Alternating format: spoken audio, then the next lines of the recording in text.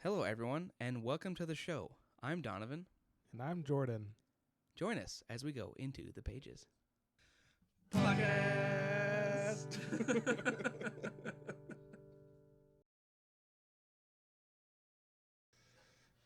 It has begun. Welcome to the podcast. Thank you for joining us. I'm trying to sound like auxiliary. Thank you for joining us today as we go through another week. You sound like This is Eeyore. more depressed, yeah. I like it. Let's keep it. Today we're doing 14, 15, and 16. Yes, and we jump right into some action. We kind Right of into the action. Last week they're tracking a scout, but they were trying to be sneaky about it so they could get close and chase them. and then we get right into a high-speed High hover speed? cycle chase. I was sort of thinking of pod racing during this whole scene. That's better than what I was thinking. Like weaving and dodging through this little tunnel/canyon. But one first notable thing right off the bat is, not auxiliary. Nomad this whole time has been kind of like a depressed dude. He's just trying to he's like in pure survival mode. Like all he cares about is running, even though he's miserable and doesn't want to die. Yes. But there's one sentence here when they start to chase the scout. It says, "Nomad let himself smile. It felt good to be in the air, moving." So seems like maybe this will act as like kind of therapy for him and help him. Yeah, that's a good point. Help him to. He's feeling what it's like to be a windrunner again a little bit. Yeah. Because we still don't know why the heck he lost his ability to be a windrunner. Yeah. He still has like a shard type of thing, and he can talk to his Yeah, friend. he still has a spren, and the spren can still turn into stuff, which means we definitely know it's not like other Deadeye sprens, because the other Deadeye sprens can't really talk and they can only turn into a sword. Yeah. But Didn't even know that was a auxiliary thing. can turn into pretty much anything, like a life spren can. So I'd be curious to see if we ever get the background into that. I hope we do, because I think it'd be one of those things that'd be super interesting. I think so too. But I think this way he's behaving, chasing the scout, it's peculiar enough that auxiliary even notes it. Kind of note. What does he say? He's like, "What happened to wanting to lay low? Take the easy road." And then he's like, "I'm just trying to keep this girl alive." And he's like, "That's remarkably uncynical of you." And he's like, "I'm bored." So he kind of has like the impression to me that he's starting to get out of whatever mode he's in that's just making him scared and wanting to survive and run. Yeah, it's his. I think it's going against his natural instincts or his natural self to go against, or to not care about people and the planet and stuff. I thought this kind of got a little dark, but maybe this is normal for this kind of planet. When they're in the chase, they're talking to one of the contemplation, yes, and she was talking about how she wants.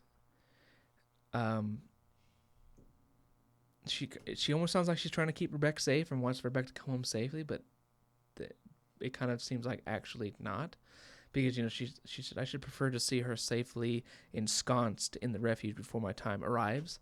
And then Nomad is he says he realizes what she was referring to, her time to die in the sunlight to become power pack for her people. So like his leader lady wants to live to see Rebecca become a power source for the people. I think that's what she said. Well, I'm just going off of what he even says. That's what he says in his thoughts or whatever, the narrating. When? Right there, when there's 11 minutes left. Oh, it's like the third page. So the epiphany, like a punch Epiphany. to the gut. I think what this is saying is because later on in the chapter, I already forgot this. Contemplation. Contemplation says that it was her time to turn in. It was her time, and the rest of the greater good's time to give up their. So you think to die? contemplation is wanting Rebecca to see her turn into a. Yeah, because I think Not the other- not ensconced means Rebecca. like within. Oh, okay. And I think what they're trying to say, because further clues are, they say this last round we decided not to create more sun hearts because we wanted to focus on finding this place, and because of that we don't have enough power to last another rotation. So if we don't find this door and don't get into it, we're all going to die.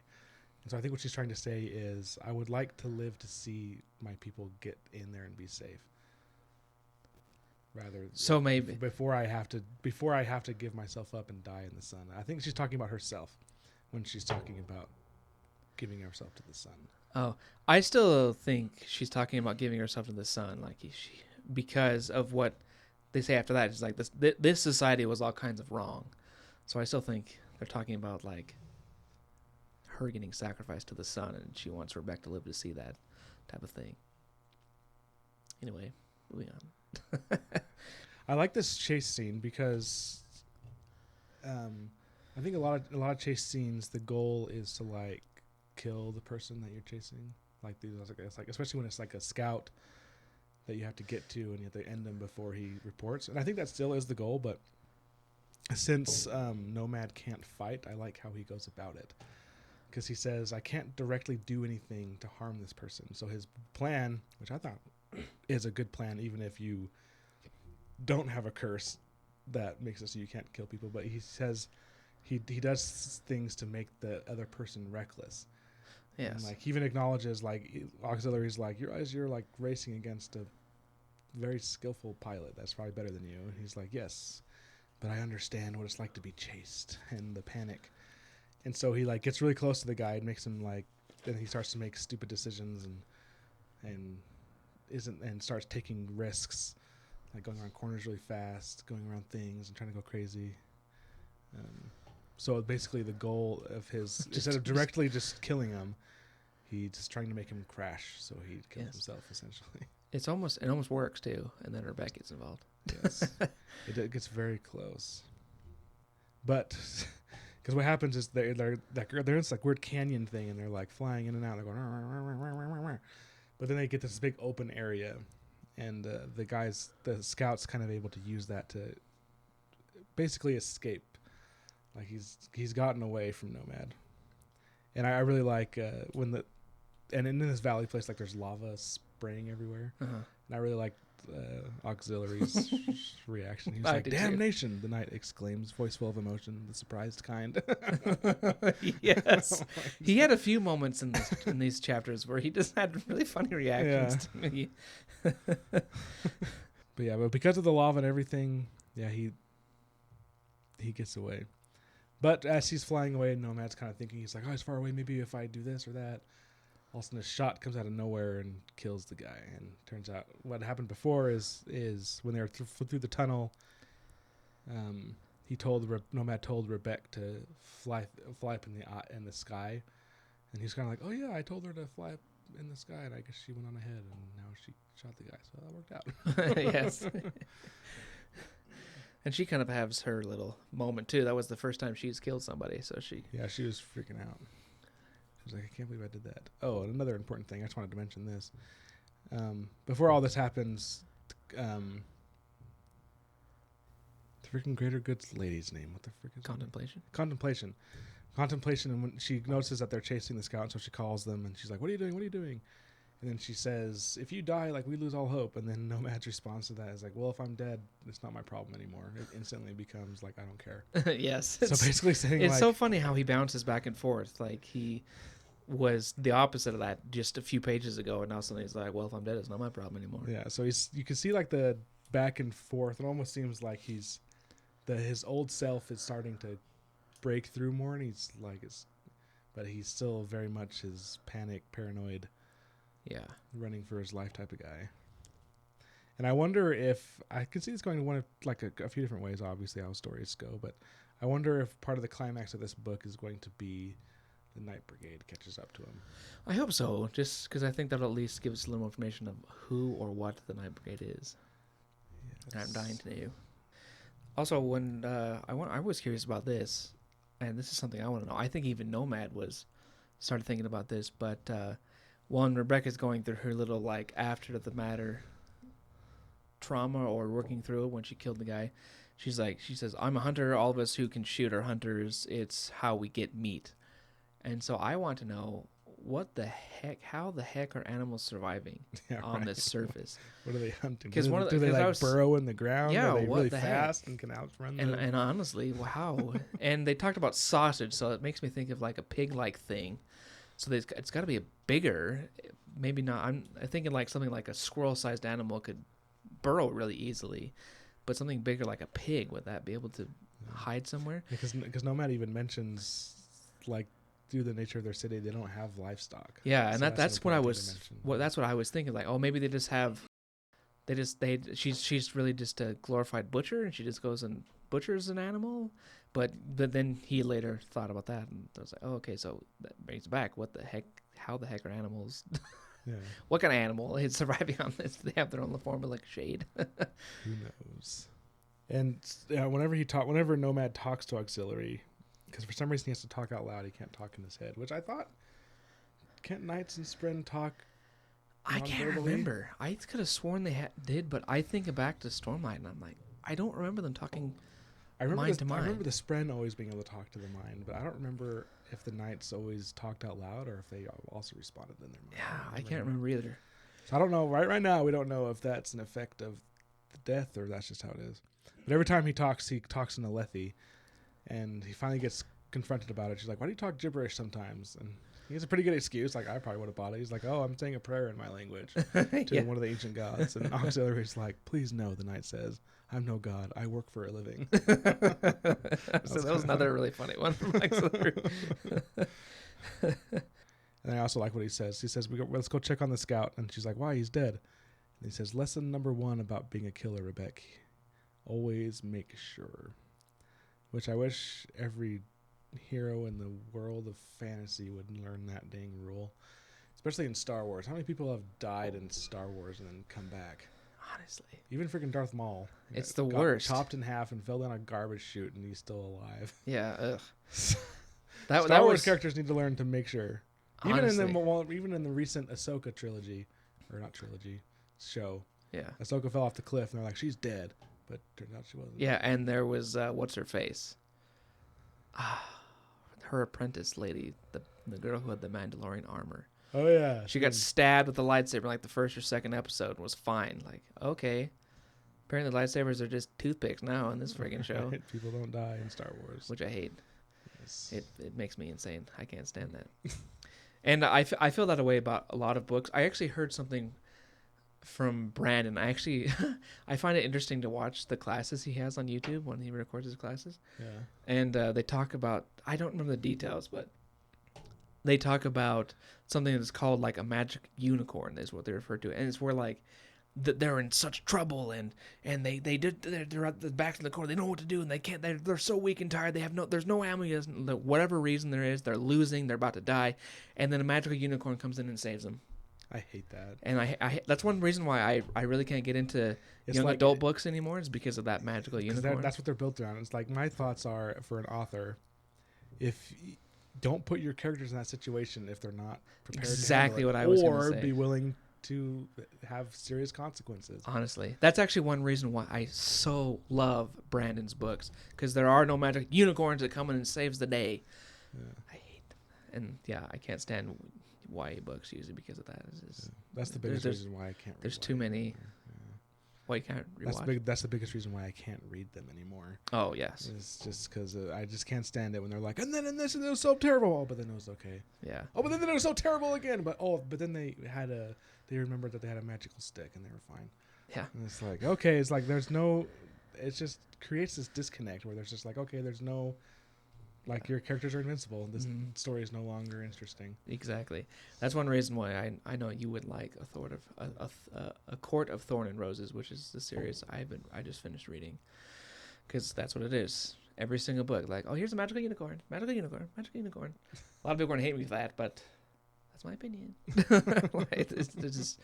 There's no real consequences for the characters, which is actually there are some books that I think are exceptions, like Harry Potter for one is one of the exceptions for me, because like you think I'm thinking of like the 5th book, The Order of the Phoenix, where like Harry doesn't shut out Voldemort like everyone was telling he needs to do, and then Voldemort puts in a vision of him torturing Sirius Black, and then he tries to go save his uncle and then finds out it was this trick, And then he has to fight Death Eaters, and his uncle, Sirius, and all the rest of the Order comes to fight Voldemort, and in the process, Sirius dies. So that's a serious consequence that Harry had to face, because like if he would have listened to the people and practiced occlumency, and he wouldn't have been tricked, he wouldn't have gone to the Ministry, and his uncle wouldn't have died.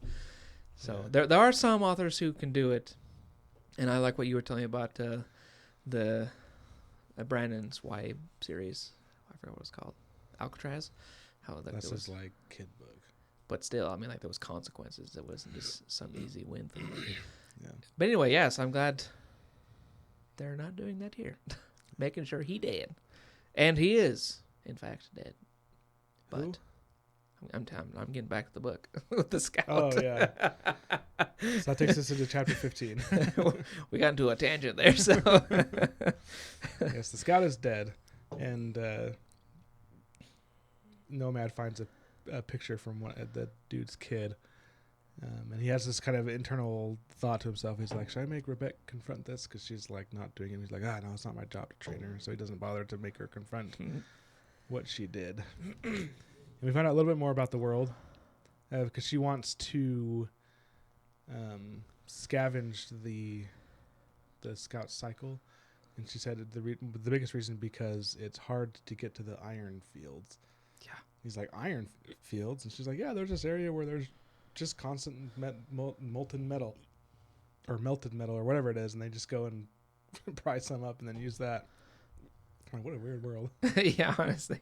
And I don't remember where it's at. I guess that because that answers our questions about like, do they mine? Like, where are they getting all this metal? Well, it just boils up and sit there, and they just go and pry it up with crowbars. I guess. I don't know. which makes sense, since there's no way you could actually go in there with your pickaxe and you'd be dead before you got anything good. And I'll have to wait till we find it, but we do learn the name of this planet. Yeah, I think it's when he it's in a bit. I think it's in the chapter 16. Anyway. Yeah. Let's keep going before we get there. But Auxiliary is also kind of noticing the change in Nomad. I think it's very subtle and not very strong yet. Like, I think his desire to run and self-preservation is still higher than his curiosity. But I think there's like little cracks. And I think Auxiliary understands that too, because when Nomad learns that they have to go to this place, and he's like, how do you like process this? And then she finds out, like, we use something called the chorus, and the spirits, like the one that follows you, create the objects we need. So they don't have like smelting, they don't have like forges or blacksmiths. Somehow, I don't know if it's like a Yumi type thing where they create it, and then Auxiliary's like, that sounds interesting, and then Nomad's like, stop baiting me. Stop trying to bait me. Quit baiting me. So, but I think I've noticed each time that he gets curious about something in the planet, his train of thought goes a little bit longer each time. Like, I remember the first time he was like, "Oh, that's pretty," but I don't think about it. And he's like, "Oh, what about this, but I don't think about it." Like each time, he gets a little further. It's really along, wearing him down. He's just too inquisitive and too curious about things. That's why I think that there is going to be, like, the Night Brigade's going to show up, and he's going to be like, "I freaking knew it. As soon as I get soft, now I'm going to die." Yeah. Okay. I think you're actually right. I bet you that would happen absolutely. So we'll see if I'm correct or if I'm correct, because I'm always right when I predict. Just kidding, I'm usually wrong. And this chapter 15, is where we learn that they don't have enough power to last another rotation on Beacon. Oh, that's right. Yeah, and that's where Painter. That's where Nomad is just like, well, you better find the freaking door. Hurry up. And he kind of finds out like they're having a hard time because for some reason they're not being able to locate it, because maybe it got buried a little deeper or something. Yes. Which is unfortunate. Yes, and Painter gives more hints. And you said Painter too. Dang it. Nomad, he's like, it's funny because he's like letting these people believe what they want, but he's also not in any way trying to. He's like, not, I don't know, because he says she's trying to explain how they navigate, and she said that they can use the stars essentially, and they need like a clock, and he's like she's like completing her sentences for her, and she's like, wow, you know a lot for someone who lived underground. And he's like, keep asking yourself yourself questions like that, contemplation, and maybe you'll eventually realize the erroneous assumptions you've made about me. Either way, we don't have a lot of time left. So it's like he's like being so obvious that he's like, I'm not who you think I am. I'm not who you think I am. I'm not who you think I am. I'm not who I think I am. You're making assumptions. And he's like, you're a sunlit man from a cavern under the ground, and we're gonna go live with your dad. And he's like, I'm not who you think I am. And it's like. Like, what funny. They just don't want to accept it. They don't want to accept it. Like, no, this is where you are. And it's on the same page that they had this little discussion that he kind of has like an inner thought that made me ask more questions. He's talking about the rocks near him, how he thinks it's obsidian. And then he kind of the narrator, whoever it says, it reminded him of another place, another world he'd once traveled, a place where he'd met auxiliary. Yes, that threw me for a huge loop. It did too, because I was like, wait a minute. There's no obsidian on Roshar. So, I mean, he said it's like it. The rocks were dark and glass-like, obsidian maybe. And he said it reminded him of another place. Maybe not said it. So... I couldn't tell if it was reminded him as in he'd seen other, like, a glass-like place. Actually, never mind. It just clicked for you? Yeah. Shadesmar. Yeah, okay, so that's where I was getting to, because, like... Shadesmar's glass. Because where else would he have met a Spren besides Roshar or Shadesmar? So I was, like, totally like, what the F? So I think he met him in Shadesmar, yeah. Yeah, so that's eventually... Okay. That's the loop I got to as well. So. I just got there myself. So. Well, what took you so long? Talk it out, kid. I guess that's what you have to do a lot. I forgot Shadesmar was like all glass, and they had a bunch of glass stuff and obsidian stuff. And also, there's a comment here where contemplation is giving him orders, and his reaction to it is like, "Are you going to listen to my orders?" And he says, "Depends on how stupid they are." I like that part too. I thought that was really funny. Like, I love that jab. I just want to join the military, so when someone asks me to do something, I can be like, "I'll do that if it's not stupid." Yeah, seriously. Just see what they say. But he agrees with her plan. She's like, "I want you to stay there and then make sure and warn us if someone comes to check on the scout, if it are like a big group or like a war party, like let us know so we can get the crap out of here." And what shows up, you wouldn't believe it. Who would have thought? It is the very one they're trying to get. There was one part that they were talking about. I don't remember who was talking. During our flight from the evil, there was more bickering among the people. My group, we listened to the preaching of a man, the servant of Aiden Alcium, and the original Lodestar. We left him to a new land. We left with him to a new land. We chose this. But who is this Lodestar? What I want to know.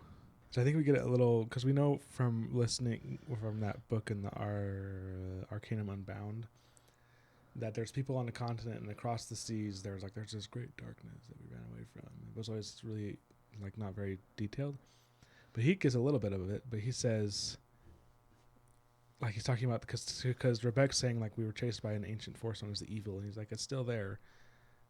And he's seen the manifestations of it, their wild, unchained investiture, come to life with its own alien will, forming mountain-sized figures with impossible, unnerving features and unknowable motivations.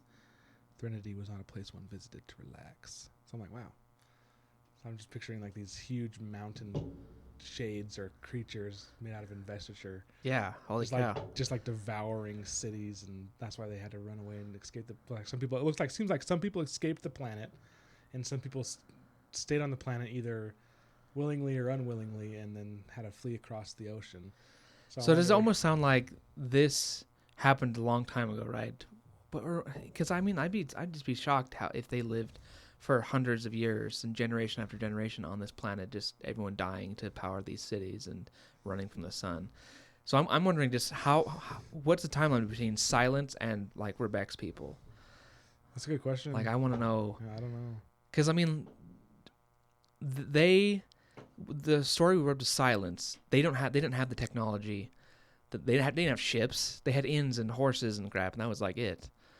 Like that basic, like medieval type of stuff. But now so did maybe like Rebecca's ancestors come here and then find these things and were taught how to use them maybe, or what, something like that? Or these people are the ancestors of the people that fled across the ocean, and they lived there long enough to Oh, I thought get to Silence and spaceships.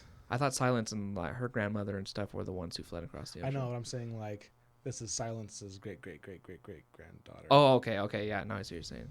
And like that's So like that's what Silence is happened, Rebecca's ancestor. Okay. Yeah, 'cause I see what you're saying. There's kind of like a disconnect of like they had spaceships, but now they don't have spaceships. Like, what happened?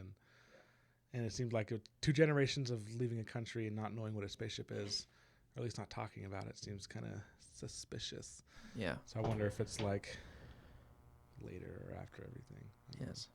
This whole conversation is just kind of like more background on Threnody and kind of the people where they came from, and it kind of goes into more detail of like how the Cinder, how their whole planet was like almost the way that they lived created a perfect opening for a tyrant to come in and take over, which is what's happening with the Cinder King. But Nomad at the same time is kind of like surprised that it took so long, because I mean, to have an entire people who don't even know how to fight or can't even, like, the concept doesn't even register with them. Like Rebecca was even saying that after she killed the scout, she was like, wow, I've seen Cinder's people shoot at people, but it always seems so abhorrent and bad and it's just weird just to see someone shoot at someone else. And so the whole concept of like conflict and war and battle is just like so completely foreign that even though you have a gun that's meant for killing animals, the thought of even like shooting a person is like weird. Yeah. It's too bad people are cruel and evil, because people like this would be able to live so much more peacefully. Yes, and that kind of takes us up to, they see a ship coming, and it is the Cinder King's own ship. Yep.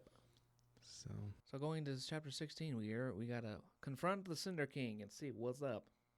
Yes, this is another very interesting conversation, kind of just diving right in. The Cinder King kind of comes out, and it's obvious that he knows that Nomad is here.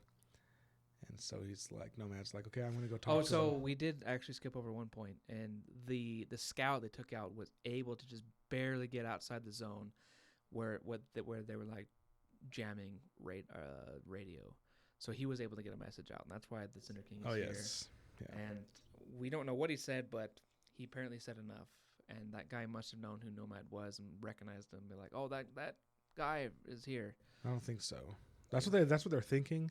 But when he gets up and talks to the Cinder King, he's like, how'd you know I was here? He's like, someone defeated my very best scout, and you're the only one. Oh, that's right. You're the That's only right. one that He could have kind of done just deduced. Okay, that's right. He's like, you're the only one that could have been powerful enough to do that, or had enough to do that. And we get a close-up art of the Cinder King. Yes, which I think is really cool.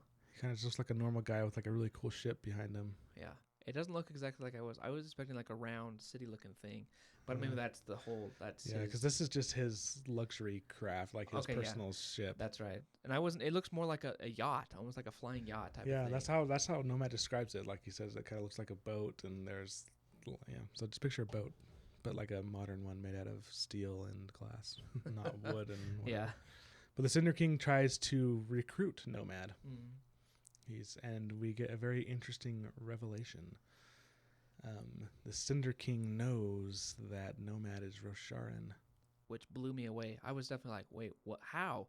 Does he know someone Rosharan? Is there another Rosharan on this planet that he knows? So he was able to put together that Nomad is Rosharan? And it comes in the sun, because he's like, I'll hire you. And then Cinder King's like, they do that on your planet, don't they? The place you come from of storms and stone. They hire men as soldiers. And he's like, wow, what the crap? And it turns out that a Thalen explorer, which a Thalen is a people on Roshar, had come to this planet at some point. And the Cinder King had killed him because he thought he was a demon. And then he turns out he had a bunch of books and he had a translating device. So I'm like, where the effing freaking flap is this? Honestly, when is this time frame? Yeah, honestly. Because what is this planet? Why are there's Threnodites, there's people from there's Scadrians, there's now Rosharans. Like, what is this planet that all these people are coming to? Right.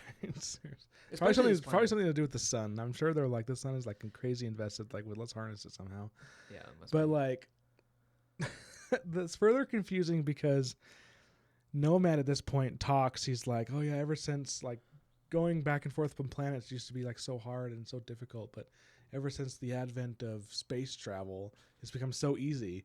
And I'm like, okay, what the? So this guy has gone from flipping Bridge 4 sword fighting against Parshendi to thinking nothing of spaceships and just being like, oh yeah, spaceships were invented and now it's kind of changed how things are traveling. How old is this dude? He is old. Nomad. He's talked about, like, he said centuries before. Because there's no way that space travel, there's no way that not only spaceships were invented, but space travel is now prevalent enough that there are just random people exploring.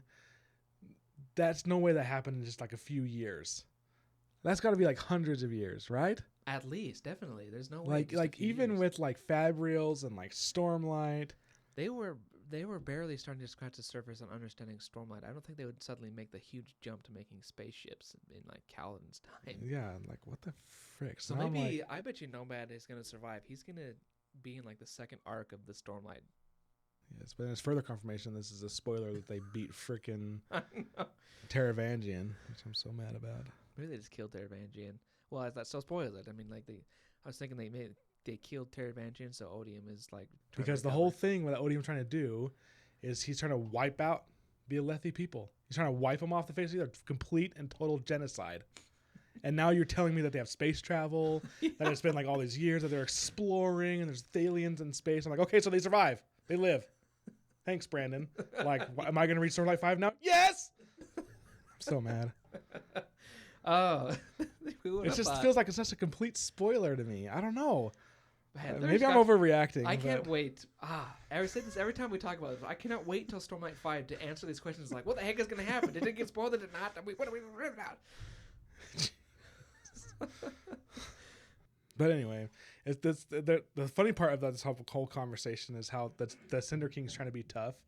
And he's just coming off as a complete idiot that doesn't know what he's talking about. Because he's the same way as these other people. Like, he just grew up with nonviolence, but then he got some weird cockamamie thing in his brain that made him think he had to unite his people. Yeah. But he's still just as, like, ignorant as them. Because he's, like, trying to be all tough. And Nomad's completely honest with this guy, too. He's like, no, I'm not going to hire you. Like, I'm running. Like, I'm trying to escape these people. I thought that was dumb. Why would you admit anything like that to someone? He just doesn't give a crap. Like, he's just like, I'm only care about myself. I'm only getting out of here. He must just be confident that the Cinder King won't be able to do anything to stop him from leaving.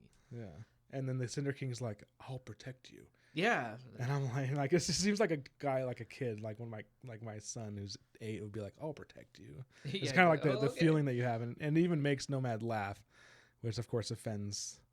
Yeah, because that's not the first time. He's laughed at him several times now. He's like, "Stop laughing at me." I thought it was interesting when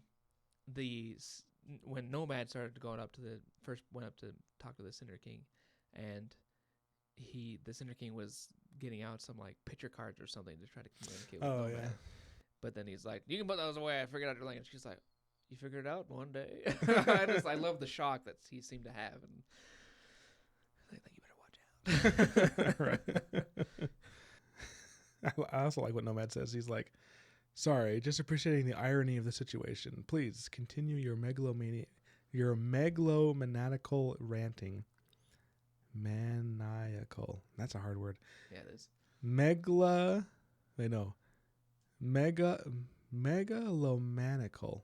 Damn it. Megalomaniacal. Whatever. He's a megalomaniac. For some reason, I can't say that word, though. Megalomaniacal. Megalomaniacal. Whatever. It's a long word. That's all we need to know. Yes, and we find out that when he killed the Thalen, he tried to make a sun heart out of him, but was very small and was very ineffective. And then Nomad's kind of like, "Well, I'm surprised you got anything." It was almost like something like the Cinder King seemed to be trying to like surprise him with, but he was kind of just like, And then this is where we get to the part where you were talking about earlier. We found out the name of this planet is Canticle. Such a weird name. Like, who the frick is naming planets in this world? Canticle. That's such a random name. But he tries to flex on Nomad. He's like, "I'm the most powerful man on here." So he starts killing one of his chard by just walking over and strangling him. He's like trying to flex and like show how powerful he is. He's like, "See, they don't even resist." And I'm like, I have complete control over them. And all Nomad notes is, "Oh, they can be strangled." That's good to know. Yeah. Did he like actually lift him up? I don't know if he lifted him up. What does it say? It says, I don't know. It says he rounded the room, passing behind one of the charred, whom he seized by the throat. He squeezed, and the poor man didn't fight back. Oh, okay, that Barely was just so it seems like he's thinking. just seems like he's maybe just he like got the choke, or maybe he just came up behind him and grabbed him. he's squeezing his neck somehow, just choking him. And yeah, I thought it was funny that it's supposed to be like this, like, see how powerful I am, see how complete my control is, and all he's thinking is like, oh, thanks for the hint on how to subdue and kill your all-powerful warriors. They could be strangled.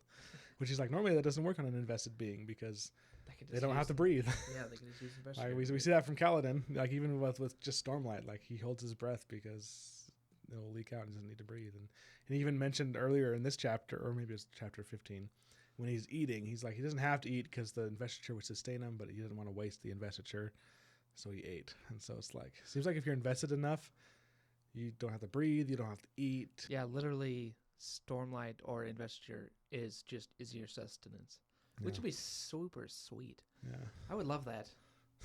Maybe I just love that because I'm not some rich guy who can go to a 5-star restaurant every day and have nice food. I have to eat junk food in order to survive. And that's really like, I don't have the money for a steak, so I'm just gonna. I wonder if you're fat like me, and then you don't eat, but you have Stormlight. Would your body just like maintain your current state, or would you lose weight? I wonder if you'd be able to like control it. Be like, okay, get rid of this. And we find out, and Nomad had, I guess you could describe it as he starts to hate the Cinder King, and he describes different types of tyrants and different types of bullies. He's like, a lot of bullies, and they're like scared themselves, and like you can talk to them and become friends with them and like make things better. And then there's others that are like the Cinder King, like he has power and he gets joy out of exercising it, and the more people and the more powerful that he can push around and boss around, like it gets him like off, like that's where he finds his joy. And then Nomad kind of describes that as he doesn't feel bad at all killing people like that. Yeah. In fact, he feels bad for the thing he has to kill them Yeah, with. he was talking about like the spear or something. Like he felt bad for the spear that. Because he said this was a man, referring to the Cinder King. Nomad could run through with a hot poker and only feel bad for the poker. Before this, we kind of get a little clue, I think, another little clue of who Nomad is. It just simply he's talking about how he used to be in command. So it sounded like after the Bridge 4, he was also someone who was put in charge of something. He wasn't over Kaladin or anything, but he wasn't like just some grunt of a windrunner. So does that narrow it down? No. I'm still waiting for you to guess who it is. So he's in Bridge 4, and he was made I literally leader. I need to figure out how to research this because I don't have the time to go back and just read the entire Way of Kings to figure this out. But I also am scared to freaking research on like Google and be like, who was in Bridge 4? Oh, it was this guy. Nomad is this guy. I'm like, that's exactly what happened to me. I didn't have to click on anything. It wasn't that stupid thing that Google does. It's just like gives a little blurb. It's like, oh, Nomad is this person from Roshar. Maybe I should have you do research. Like, just tell me who's in Bridge 4. I can tell you. I there's Lopin. Uh-huh. Dang it. I don't remember anyone else besides Lopin and the other person. So there's Lopin, Rock. Yeah. Moash, is he one of them? Moash is in Bridge 4. I mean, I don't know if I would count Moash because he eventually leaves.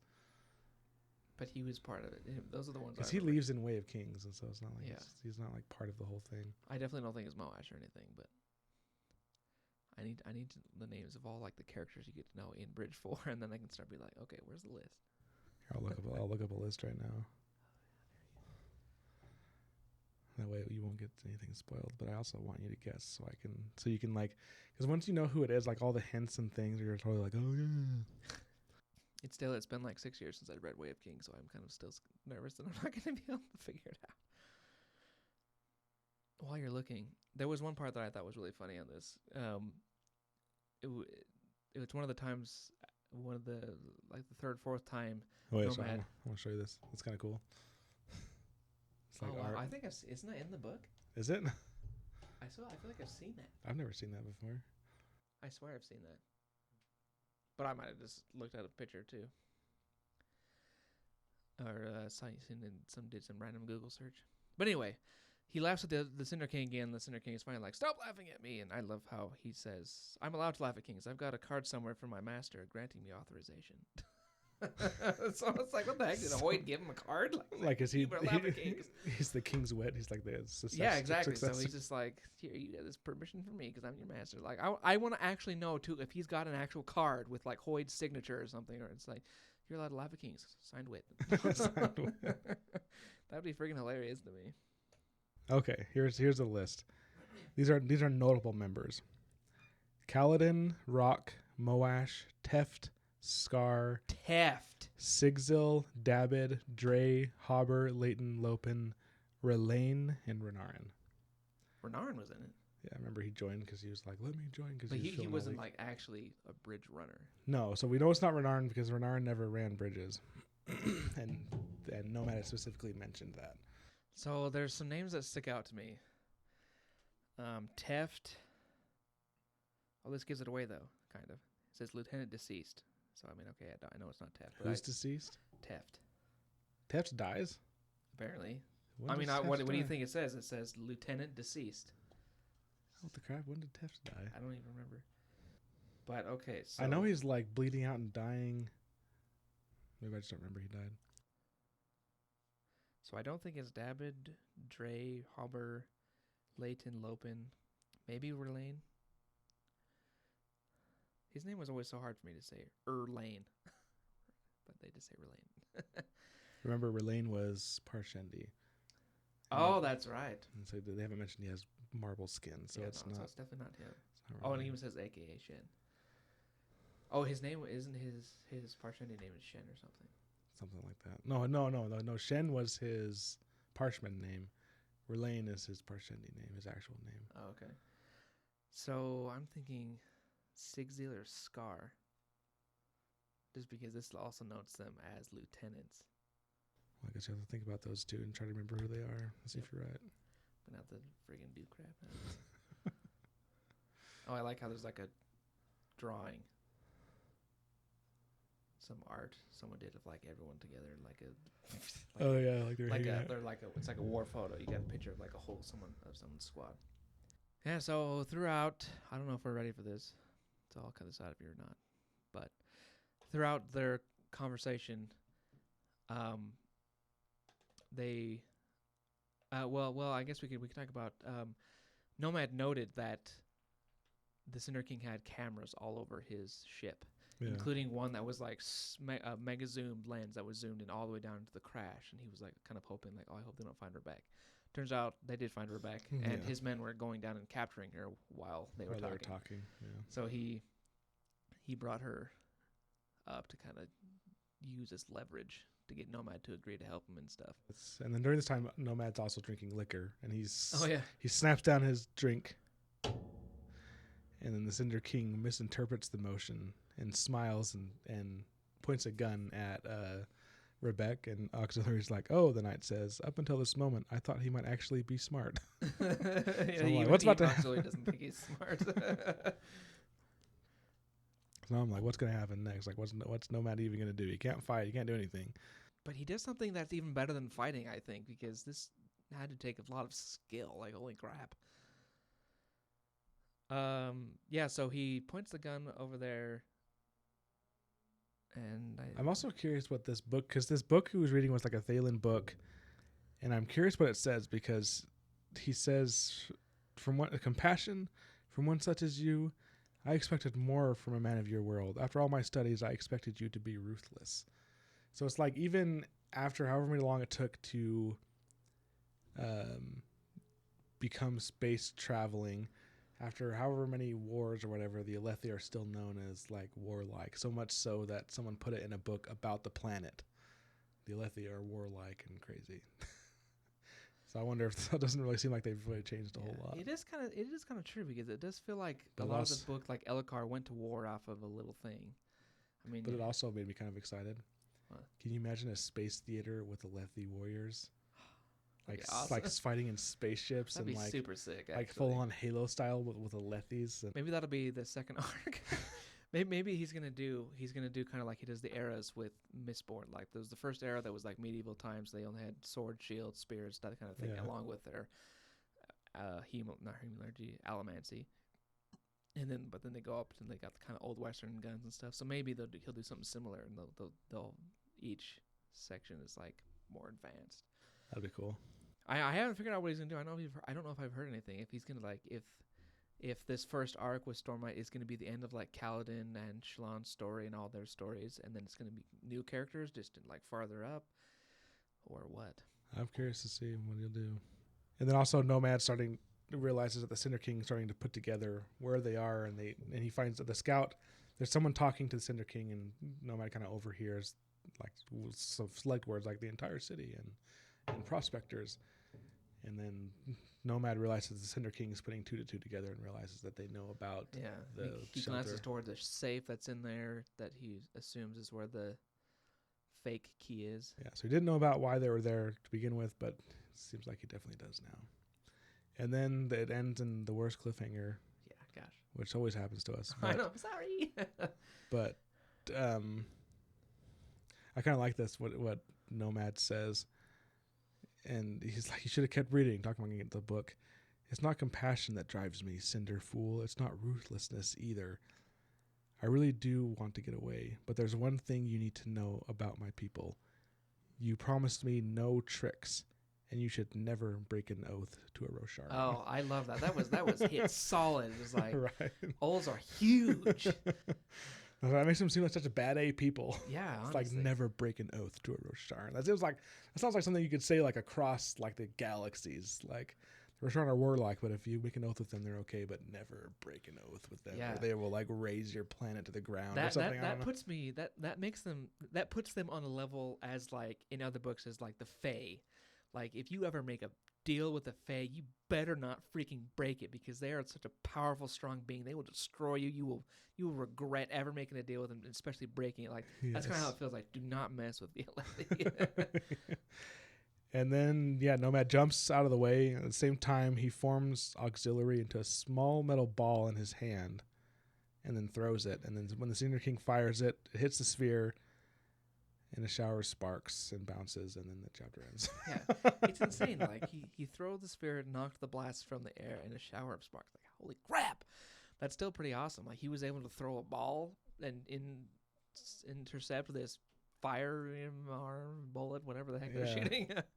It's pretty impressive. That was bad A. And it's also cool to know that a shard can hold its own against like a modern weapon. Can you imagine? Which makes me think like the space Alethi. Even like Night Radiance, they'll be like Jedi. They'll be like bing, bing, ding, ding. Yeah, honestly, they probably don't even need to do that. Just need to form a shield like he was doing before in this. They probably have like big weapons. They're like Shard Bearer, and they come up and they start shooting like rockets at them just to wear down their endurance or something. I don't know. Yeah, they probably have to just. They're one of their. That's what they do, right? The main strategy to fight a Shard Bearer is to tie him down and then beat the crap out of him with sledgehammers. Yeah, I was thinking like they do the same thing with Allomancers and with Shard Bearers. Now like you just gotta wear them down and make them run out of their metal or their Stormlight. Yeah, and then they die, and then you're like, okay, good, he's dead. I don't want to be one of those guys, that's for sure. Yeah, you're on Shard Bearer duty. You gotta throw the rope at his leg. He's like, yeah, exactly. You're gonna be dying pretty quick if you're not smart and quick. Yes. All right. Sweet. Yeah. Well, hopefully the Cinder King does not kill Rebecca in the next episode, in the next few chapters. We'll see what happens. You guys probably already know, but if not, discover with us next week. Yes, it's gonna be good times as we go into the next chapters. Yes. We'll see you there. All right, bye.